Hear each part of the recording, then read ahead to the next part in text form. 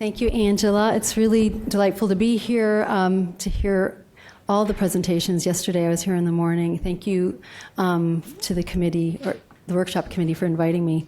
I want to just start out by saying that, as we know, optimal nutrition is just critical. It's crucial for maternal well-being, mental health, and physical health.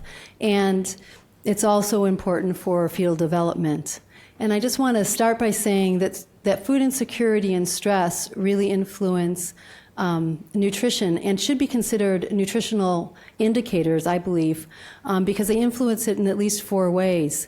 In acute food insecurity situations, in acute stress, they could cause women to, can I go backwards? Here? Overeat or undereat. So it's really impactful. Also, in acute situations, food insecurity and stress really influence preference of specific foods. And over prolonged periods of time, chronic stress and food insecurity really shape eating behaviors and food patterns, usually with a focus on highly palatable foods. And then finally, food insecurity and stress, either or in both, can really shape metabolism. So we can metabolize foods differently, really shunting energy to central adipose tissue and or creating an inflammatory response from otherwise nutritious foods. So food insecurity, what do I mean by that? It's really a systems level problem and needs to be addressed through the system, and it's federal, local, and household. This is some NHANES data that we pulled when women who are pregnant were overreported. They are no longer overreported in NHANES. So this is 1999 to 2008. And we find that 9% of women are marginally food secure. So these are women who are worried about having enough food and worrying that food will run out. And another 12% are food insecure. And that's where there's episodic shortages of food and even days without food. So that's 21% of pregnant women. We really don't have the surveillance data in this country to really follow this and monitor it. If you look at women below 300% of poverty in the same data set, we have a whole 34%, 34% of women who are experiencing some level of food insecurity. And this is far too common for pregnant women to be experiencing. And the rates are just as high in WIC. So WIC is fabulous and is really important, but it's just not enough. This has been repeated over and over again in the literature that food insecurity is strongly associated with stress, depression, anxiety, as one could imagine. So in non-pregnant populations and pregnant populations, so this is a pregnancy and infection and nutrition study, and you see that marginally food insecure women scored higher than food secure women on all these measures, and food insecure scored even higher. In California, we use the maternal, infant, and health assessment data, which is PRAMs in other states, but we're special, so we use MIHA. And here we find that similarly, 33% of women in California are food insecure, and I'm just showing you that food insecurity is associated with a whole host of other severe maternal stressors.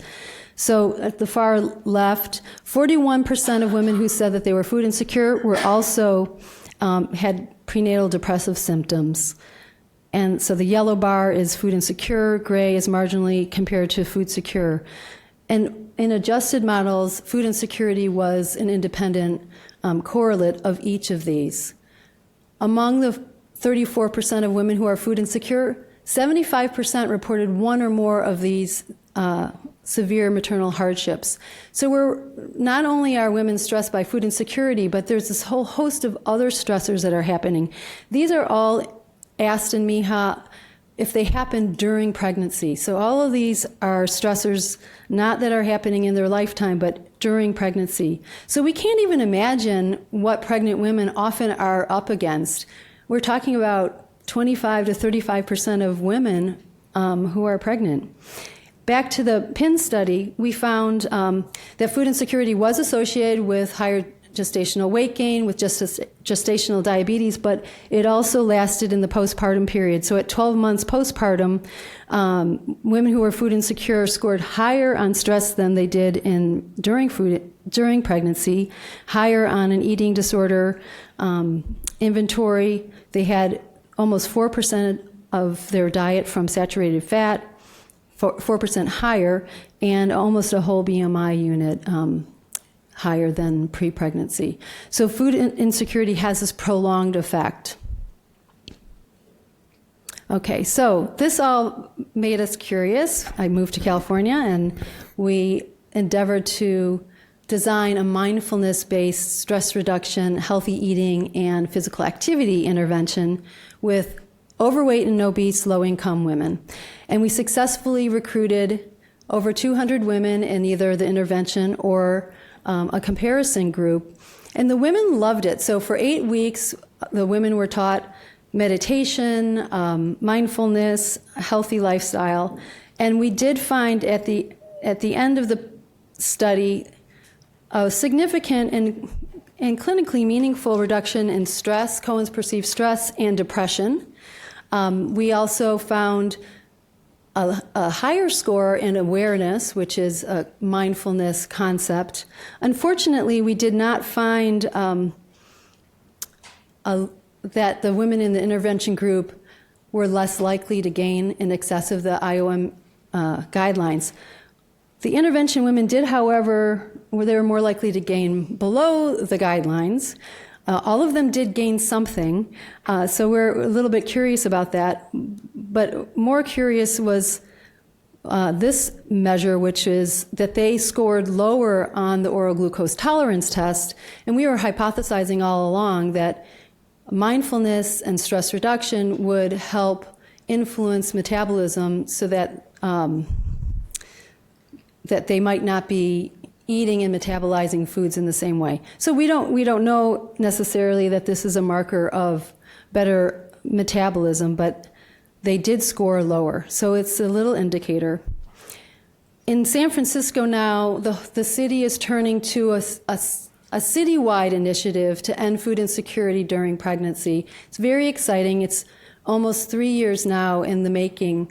It was originally funded with the San Francisco soda tax, which is different than the Berkeley soda tax. But it's a system-level approach that started through a community health assessment with hospitals, the government, the local government, the federal food programs, the emergency food, several NGOs partnering, but they're putting the pregnant women front and center as a main partner.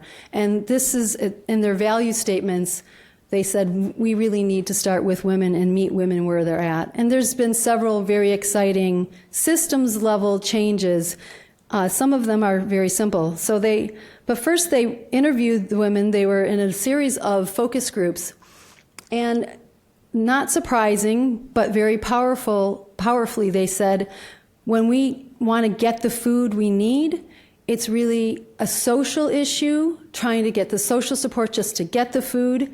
It's an emotional issue. There's so much shame involved in not having enough food. Logistically, how do they get from point A to point B if they're at home, there's not a grocery store?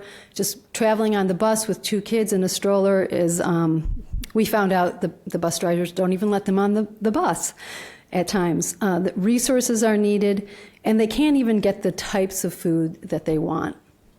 So simply, in this systems level approach, San Francisco is rapidly coordinating services, doing things that have been very obvious to everyone, even people in San Francisco, but now there's this money and will behind it, but they're co-locating all the federal food programs, they're making it easier to access, and just recently, there's this Veggie for Vouchers program that are giving $40 additional per month to pregnant women through the WIC program. And in the interviews, we didn't even know that they were very aware of that whole voucher program. And in all the focus group interviews, they were like, oh, and the vouchers, they're great. So they were very effective. The women are using them. They last till 3 months postpartum. And some very preliminary analysis is showing that it's decreased food insecurity. the percentage of women who perceive their food insecure, increasing vegetables in particular, and it looks like there's a decrease in preterm birth compared to historically matched women. So I end with my conclusion that food insecurity is a major stressor and highly prevalent, too prevalent for the U.S. We need a better food security and nutrition monitoring in the U.S. We have none. Women need better access to fruits and vegetables, and we need new organizational models that promote ending food insecurity during pregnancy. And that's it. Thanks.